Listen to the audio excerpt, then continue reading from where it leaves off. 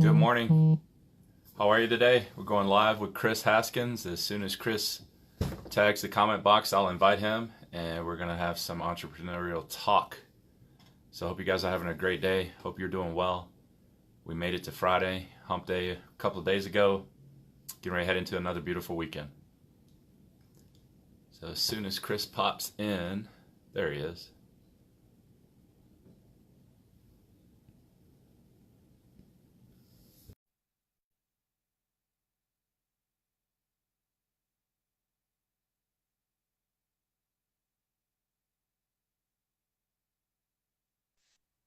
There he is. What's up, Kris?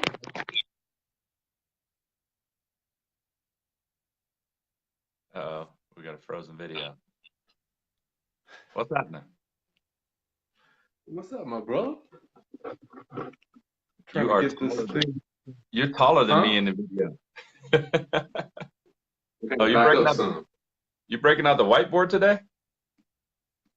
This way I don't forget anything. I can talk to you. Just wanted to make some notes, just in case you wanted to make some notes. You know what's weird is those words look backwards. It's like you're They writing do? left to right. Yeah. So if I put an R, Yeah, it's going that way to me. I'm dyslexic oh, now. this one will.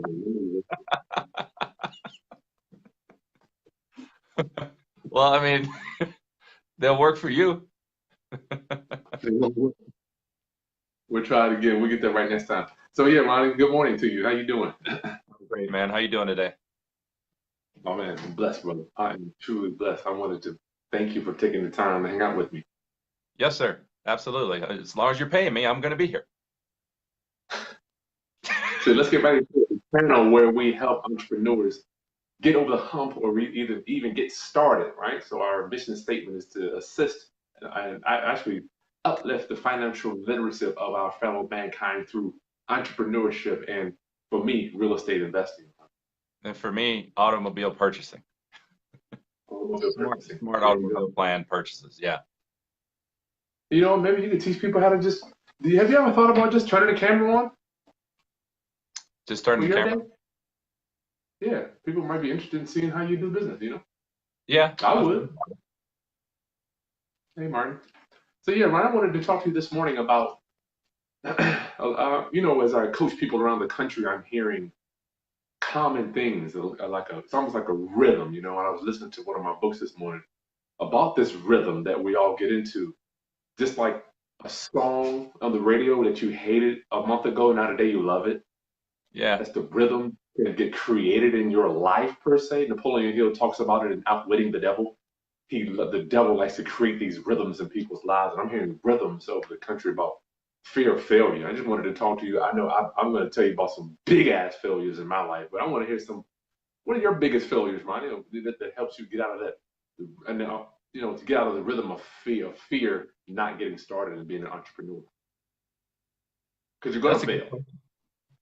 That's a good question. I think that I could probably touch on one of them. Like, I've got so many failures. I've had so many failures Yeah. over the last 20 years. I mean, it hasn't been a smooth ride, and I fail doing something every month. So I Yeah. think one of the biggest lessons I learned, because that's what you want to talk about, is the biggest failures in my life. The biggest ones, yeah. And well, in life, I guess in business or yeah, whatever. Yeah, the biggest failures in business, really. Yeah. Biggest failures in business. So basically, one of the biggest failures I've ever had was um, learning that lessons aren't free and they take time. And so um, stepping over $5 to pick up a dollar. Like you were touching on it the other day when you were talking about you don't cut grass anymore. You always hire that out because you're worth more doing other things with your time.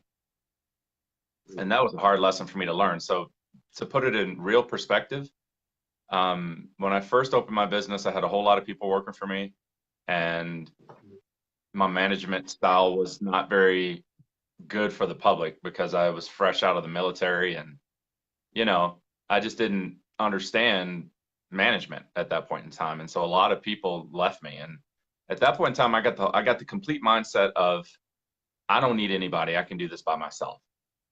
You know what I'm talking about? You ever felt that way? Like I don't need people around me. I can force this thing down the road by myself. I can do the paperwork. I can go out and buy the car.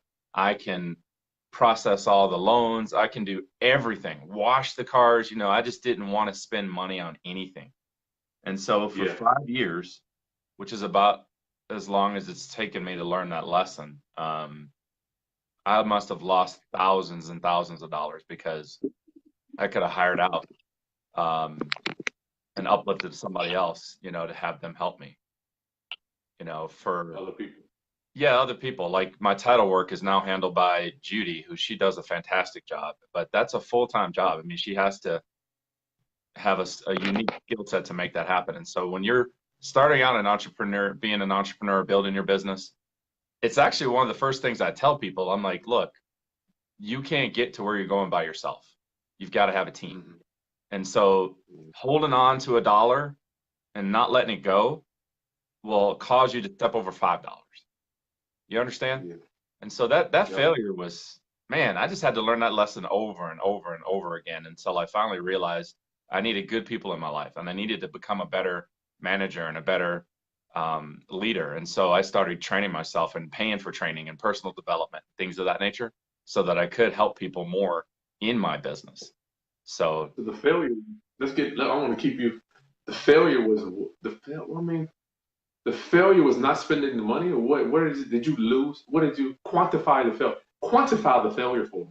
okay, so basically, when I go to work every day, I like to justify myself and my time as I put a number on it. So the number I use is $300 an hour.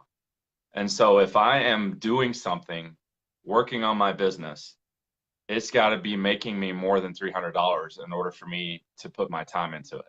You follow what I'm saying? Wow. Yeah. Or I need to hire that out. I need to have somebody else working on that particular project so that I'm not losing. I could work on a project for 2 hours that's it may generate no income. It may just be busy work. It just may be, um, sending out a card or whatever the case may be, but that could Yeah. cost me $600. So you have to get into a mindset of you need good people around you that can lift you up. Yeah. Getting good people around you. That's right. Lift you up. What are your friends around you doing to you? Jim Rohn says that. What are the people around you doing to you? Yeah. Anybody got questions, guys? Thank you for watching. Please type the questions in for aspiring or beginning entrepreneurs or anybody that's in business like to share some ideas with us. Biggest failure, Ryan. I too had to struggle with that early on, hiring people, because the problem is a misnomer, if you will, or philosophy that we live by is if you want it done right, do what?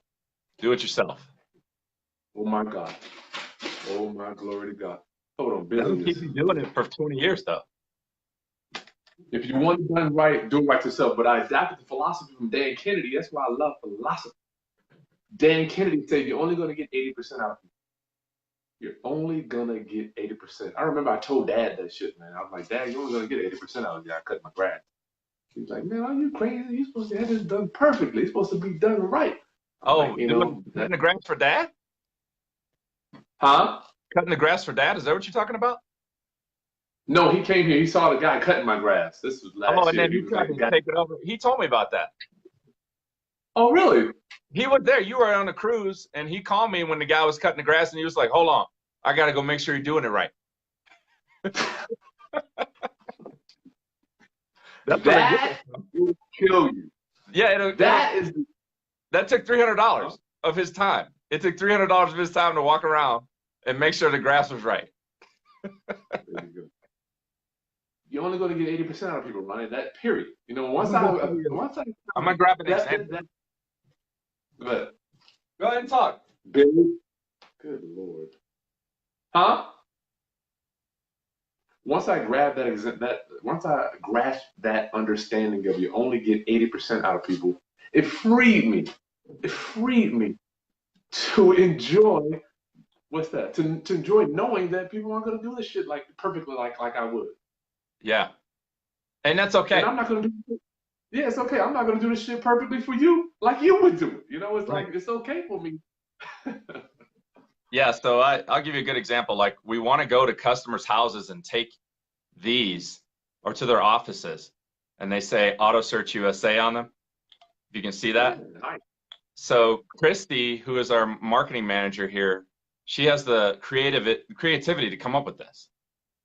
You know, I don't have this type of creativity. You know, but to sit down and come up with 100 of these things, you know, you can't just continue to do it all on your own. No. It's She tough does a out there. fantastic job. Number one, we never would have thought about this, the guys Yeah. in the office. Number two, uh, her work is really meticulous. So, and Yeah. they work. People do different. People. That's the last video I did, man. What are you doing with your gifts? Everybody's gift isn't different. You know, some people are number crunchers. My wife can't talk to people. She loves talking to computers. You know, she Yeah. she talks to computers. You know, so it's like everybody has a different gift. That's how. Well, it's already 13 minutes, Ronnie. I got a couple questions here. You want to do that, or you want to go Well, over my other question fantastic. I have? I got time. I think I got a client coming in at 8:30, so we got like 20 minutes. We got 2 more minutes. Okay. We got 20. You want to? Huh? You can read it, Ronnie. I'm having trouble reading. Okay, it says, Dwayne Smith says, I have a hard time delegating responsibility, especially when people fall short of what I ask them to do. So I would ask you, Dwayne, are you training those people properly up front? Like, you know, you have to train them to do the job the way you want it done, and then let their skills take over. So sometimes they'll find ways to get that job done better than you would get it done. And then you just That's have to right. go back and inspect and nurture them into getting the job done that has to be done. Like there's more than one way to get from point A to point B. You hire the right skill set person that can handle that specific responsibility, and then let their skill sets and their creativity take over. Does that make any sense? Their skills. Well, you know, sometimes you're not dealing with a lot of skills. Sometimes people, honestly, Ronnie, the people, let me just boil it down. I hate to say it, but the majority of people I meet, they just want to show up and be told what to do. Just tell me what to do. Do you get a lot of that? Uh, I've seen companies that have that culture. I choose not to have that culture. I mean, we have meetings and discuss. So let me give you a good example. When I used to do that and tell people what to do, they'll give me 80%. I believe you. But what I found out is if people come up with their own ideas, like if, so remember, we have to get from point A to point B, right? You already know how to get there, Kris. You know how you want to get there. But if I ask you, hey, Kris, how do you think we can get from point A to point B? And then allow you to talk and you tell me, Ronnie, this is what I think we should do. And we write that down, you're going to give me 150% because it's your idea. When you're constantly telling people what to do, you're absolutely correct. Their value goes down. They don't feel valued. They don't feel like you respect their thinking and their brain. And they're actually magical people. And so the more you can Everybody. challenge your team mentally and let them actually chime in and be part of the process and be part of the solution, they'll give you 150%. Okay, I I agree did with not tell Christy how to do these. I said, hey, we'd like to do pot buys. What do you think would work? And she came up with this, which was magical. We all what's were in stunned. that. We were like, oh my goodness. What's in the jar? Oh, it's like chocolates and there's some other things that go along with this. But so the goal of this is to just go by your house and say, hey, you're a client. Thank you for being with us, man. We just want to drop this off and say thank you. I know you're working. We'll take 60 seconds of your time to ask you about your kids or whatever the case may be. Have a good day. You know, we want to be able to thank our clients on a monthly, daily, weekly basis. And so um, Wow. it's actually from Brian Buffini. It's called Pot Buys. You know, they do You know, pot buys. we talked about that the other day about retain. What do we say? Acquisition. No, retaining is the new acquisition. Retaining being the new acquisition. So Customer retention. you retention is that's right. Retention is the new acquisition. So you're actually retaining clients with keeping you on their mind. 98% of my clients are repeat and referral. 98%. And I've got 2,500 clients. And so basically, my job is to manage that stable. I don't do a lot of hunting. I don't do a lot of gathering. I basically do a lot of um, taking care of my flock. You know, I got a good example. I got a lady today. She called me. She bought a car for me like 3 years ago, 5 years ago. And she's like, I'm having trouble with my brakes. I'll take care of it. Don't worry about it. I can call the right people, put the right pieces together. so it can make her life Wow. smoother. And I Nice. get a text back says, "Thank you, my friend. I really appreciate you. Have a great day." And I don't get paid for You that, know, but I love it, man. I yeah. love helping people. What did we say? Retaining. What did you say? Acquisition. It's CRM, customer retention management. Retention is the new acquisition. You know what, Ronnie? I do that. I need to do better, but thank you for mentioning that because I need to do like for me, retention is is on a monthly basis. So I have to make sure that rents come in every month. Yes, you do. So Or I'll I be calling you. That's the inside. really Class. He's my baby brother, so I get to break him up a little bit. so my retention, right? I need to do better with that. I do birthday cards for my all my tenants get birthday cards, but I need to do better probably quarterly. They, because they can live anyway, right? I need Yeah, to do better and thank the tenants for being a part of my family. I think because yeah, you're right. Thank you. I that's needed the that one. that's the magic about not having the ups and downs. When people go into business and they have a lot of ups, and then the market right now is really high. But what's going to happen is going to correct itself. I've been through 3 recessions now with my business. And so eventually it starts to correct itself. And the people that rise to the top at that point in time are the people who manage their flock. They take care of their customers.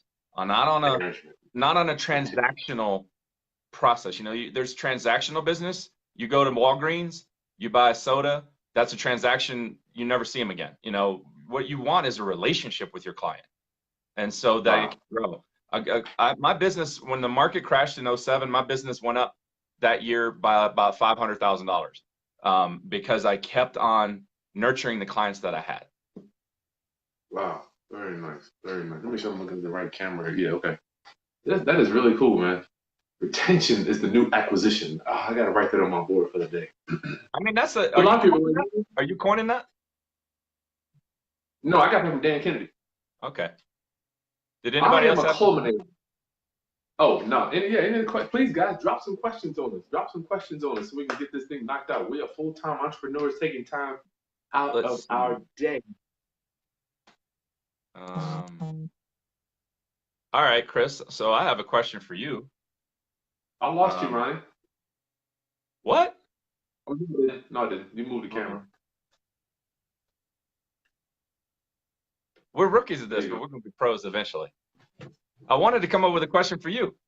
You're so charismatic. I mean, like you find a way to like put the room at ease and help people understand exactly like when you were working with the trumpet with my son when we were out at Fort Belvoir, and you just found a way to like you've got a very good demeanor about yourself. Is that something that you work on a monthly basis? I'm gonna tell you where I got that from. Good question. You know what's weird? Because people ask me this shit. Matter of fact, I've been courted by several production companies. Matter of fact, I'm doing a video today with a company in Los Angeles. We're working on the show, man. I don't talk about it a lot, but Okay. prayerfully, eventually we'll have a show. So, um, not only have I studied it, but I watched Dad growing up. You remember Dad? We used to go out of town, and Dad would have people paying. I remember going out to the pool and the man paying for our lunches. Our Oh dad was a man, master. I would be flying from Georgia to Virginia, and I'd be walking through the airport in Pennsylvania, and somebody would be like, "Ron Haskins? You Ron Haskins' son?" And they bump me up to first class, like every time. Is that because that was because of that? I flew first class for like So, 20 years. hey, Jamal, that's right. It's weird. So we had, first of all, I had a great teacher. Dad was a master communicator, right? And then secondly, being in the music business, right? I learned when I was working. Matter of fact, I'm doing a video. All the things I learned from Pharrell Williams when I was working with him back in the late '90s. I did my internship with Pharrell, and then I worked alongside Teddy Riley for a short period of time. But these guys are masters at pulling shit out of people. When you hear the friend that's recording the song on the radio, you think that the artist went in there and just sang it. I wanna ride with you. Yeah. Oh, you think they sang that shit once and they flew in, they sang it once. It took them take after take after take after take. I have had 100 takes on one line, and I have seen Pharrell Williams I've seen him in action pulling that out of people because people get tired in the booth. Just imagine you're the artist in the booth. I Dave watch Hollister Empire. was a man. Huh? Like Empire? I've never watched Empire. I never watched it. Oh, dang. Anyhow, all right, cool. So these guys were running, when the artist is in the booth, they're in the control room, they're talking back. I guess it would be like Empire if they got the recording stuff. But I've seen Pharrell Williams just ever so gently give them some words to keep encouraging them. You got to get the song done because don't forget they're paying Pharrell $50,000 to deliver this song by tomorrow. Tomorrow. So the heat is on P. The heat ain't on the artist. They don't give a shit about the artist. They're like Pharrell. And remember, Rob Walker was Pharrell's manager at the time. They want to know, dude, when is this song coming in? And no matter what, they're paying you the check. So I watched them, just watching people over time, Ronnie, and reading books about a pleasant personality. Napoleon Hill's a good. Pleasing personality is one of the keys to success. Pleasing personality. Having a pleasing personality. So, Yeah, yeah, man. Huh? that's good information. Napoleon Hill wrote a book about, he's got 10 things, I can share it with our viewers. Chris, Mark Lambert is a friend of mine. He's got a question for you. He says, what do you consider an acceptable ROI? ROI. Well, the problem with ROI is return on investment. What'd you say? Return on investment. Oh yeah, or ROI. I understand that, but the ROI, dude, I mean, it's hard to quantify it vaguely, So for me, like I tell you, I looked at a house Monday. The lady's calling me. She wants me to buy it. In real estate, we've got life energy ROI, we've got cash on cash ROI, and then we have cash return on the deal, right? That makes sense. You may not put any money into the deal, so your ROI is infinite, right? So that's one. Then you may put in 20,000, only make 5, so you have to quantify that ROI. But I got to tell you, what is his name? Mark Lambert. Hey, Mark. He owns if you could tell me out here in Colorado Springs. He does what? He owns a painting company out here in Colorado Springs. 5-star painting. Okay. Nice.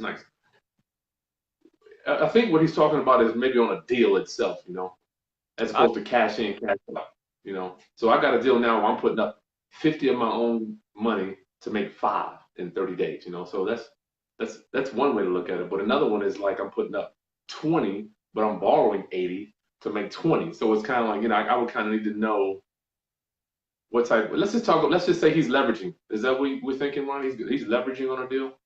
Hey, Mark, can you elaborate on your question? Are you leveraging or are you putting all cash in? He wants to know if you're leveraging or you're putting all cash in. Uncle Sam, what up? Hey, Uncle Sammy. Yeah, so in my business, ROI, I think the industry standard is around 13%. And so that's a good number to shoot for. 13 to 20 is a good industry average. Based on what, bro? What is that based on? Cost of goods versus sale price. So that ROI for years, it's been between 9 and 13% in the actual entire auto industry. As far as I know, I haven't researched it in a couple of years, but that's what it was a few years ago. What a dealer? Yeah. Well, buy a car versus the sale price. He's elaborated on the question. So dollars invested in advertising. What do you consider a good return? Mark does a lot of monthly advertising to make his phone ring. And Mark is one of these guys who's got his numbers. He knows his numbers. I respect that about him because when we have conversations, he speaks in direct figures, like his closing percentage is 35%. Okay. Wow. And it's like traditionally there. And so whenever his team's not there, he knows he needs to go back and train and bring them up to that number. So when you're spending money on advertising, his question is, what do you consider a respectable return on investment? I see what you're saying. Okay. For me, I've got about, see,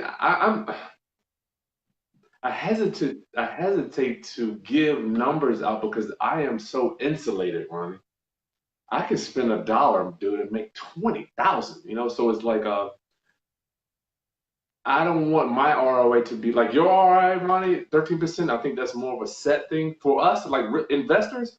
I do marketing like he's probably doing. We do something called direct mail. Direct mail. letters, postcards. Yeah, This is my favorite buy houses, you know. So I've got to send out 1,000 letters to buy one house, you know. right. But 1,000 letters only cost me $1,000, but only one of them is going to make the deal. You know, so I'm going through maybe 100 that are bad. So I mean that ROI is a little different for real estate because our deals we've got so much. We have so many dollars floating around on the transaction. You know, every deal is going to be a minimum of $100,000 transaction. I guess So we need more ROI. information. Like, for Mark's question, we would need more information. Like, what's the monthly spend, and then what's the, with the potential sales. I mean, it's very difficult. Like you said, it's difficult to quantify without all the numbers. Well, But ROI, I that's thought he something was that we talking. can message about. We could discuss it, right? Offline. Oh yeah, yeah, that's fine. But real estate, dude, is like I love it because it's when you talk real estate, automatically you're talking big numbers. You know, it's Yeah. just off the top. even even if you got a little house, tiny house, 50,000.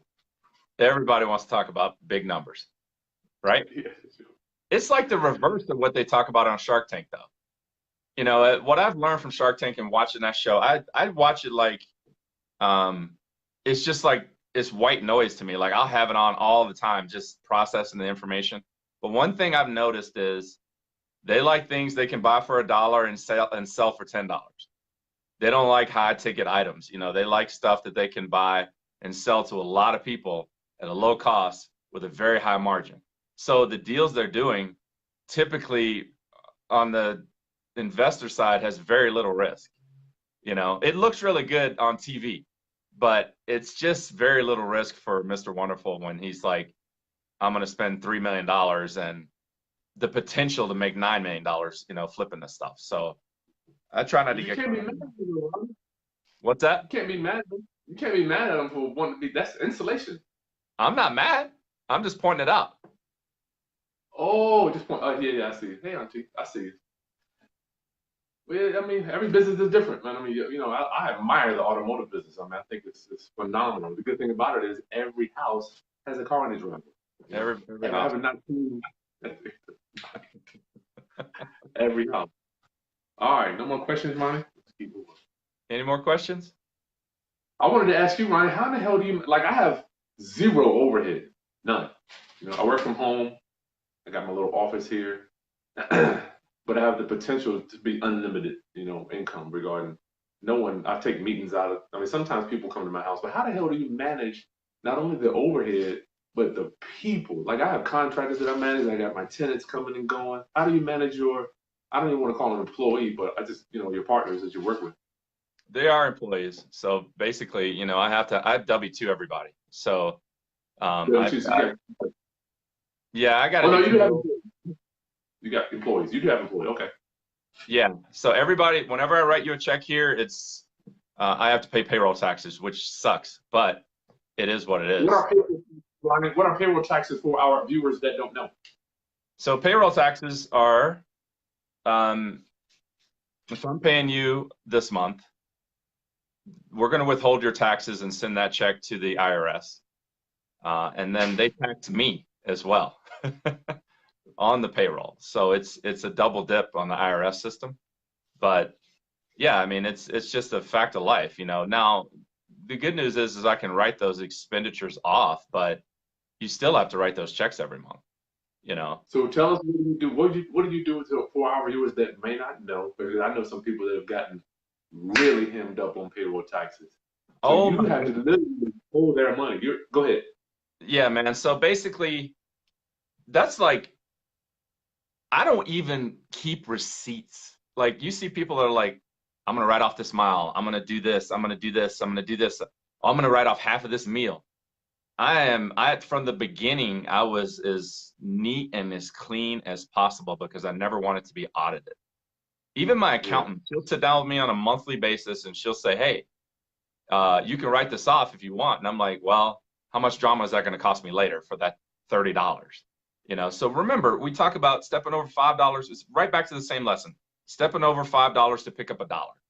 You know, I don't want to Yeah. count up $1 million in the form of $1 bills. You understand? So it means very little to me if I can write off a $20 lunch. You know what I mean? Yes, sir.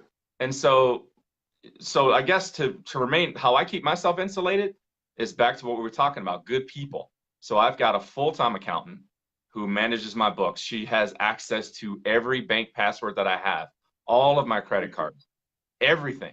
I mean, it's like she calls me and goes, I need the password. It changed. I'm like, here you go. And so, but every month she comes in and I just did this yesterday. So I get a financial report that looks like this, and so every month I'm going through my numbers and she shows me comparisons. Okay, this is where you were last year. This is where you were this year. This is how much you're spending in payroll. This is how much you spent in advertising. This is how much you spent here, there, wherever. And so to answer your question, I have to be good people. You could spend your time working on that yourself. I know people that have businesses that do their own taxes, and I think they're crazy because that's a full-time job. Yeah. So you have to have right people to do that. And for our viewers, Ronnie, do you feel comfortable sharing? What do you spend people think I'm going to get in business and I'm just going to do it all myself. What do you spend on just tax prep? Not on the taxes. What do you spend on just tax prep? You mean, what do I pay my accountant every year? Basically, yeah. I stopped looking at it, really. Well, I think I'm paying her like $400 a month, so it's somewhere around there, It's around $400 a month.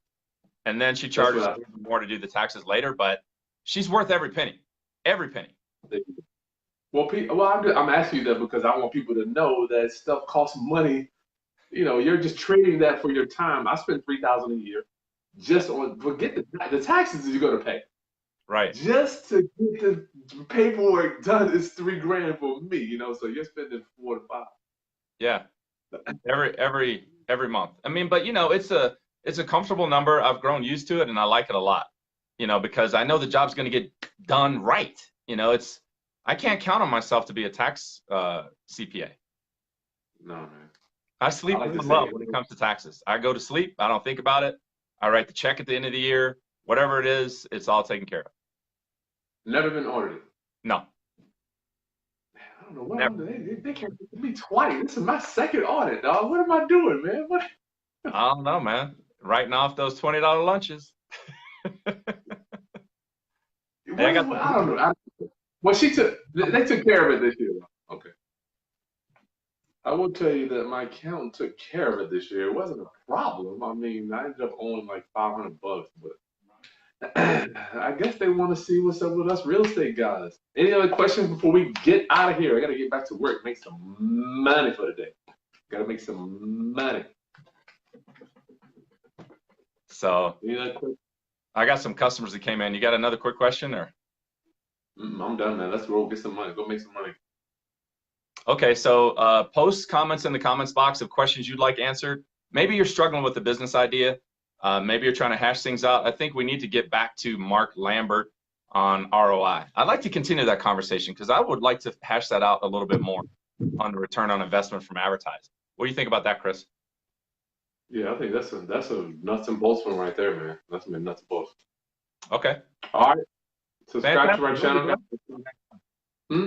I said I love you, bro. Love you too, man. Love you too, my brother. You're looking good too.